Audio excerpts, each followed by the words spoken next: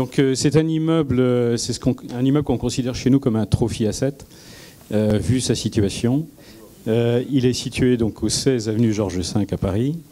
C'est un immeuble sur lequel on va lancer très prochainement les travaux de rénovation. Et la genèse du projet date de maintenant depuis 18 mois, 2 ans, même un peu plus.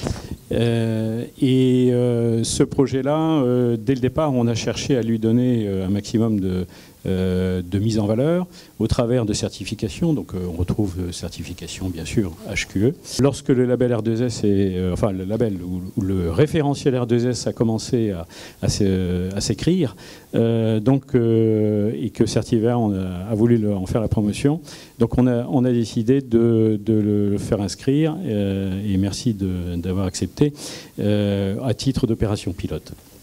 Donc cet immeuble fait environ 5000 m². Il se développe sur 6 niveaux et l'opération concerne à peu près la totalité de l'immeuble, sauf la partie commerce qui est en pied d'immeuble. Voilà, donc c'est un immeuble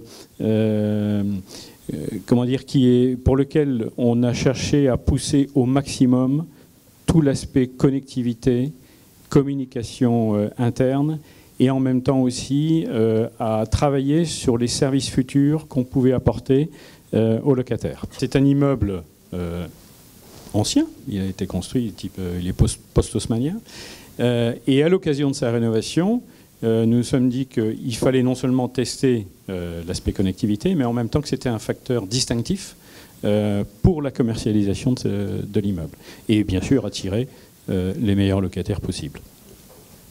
Donc, l'aspect connectivité n'est pas seulement distinctif sur des immeubles neufs ou des immeubles en rénovation dans des endroits plus difficiles à louer, mais également aussi dans le centre de Paris. Je disais qu'on avait travaillé avec Arpastrans sur la définition d'un programme SMART qui s'est basé en grande partie sur le référentiel R2S.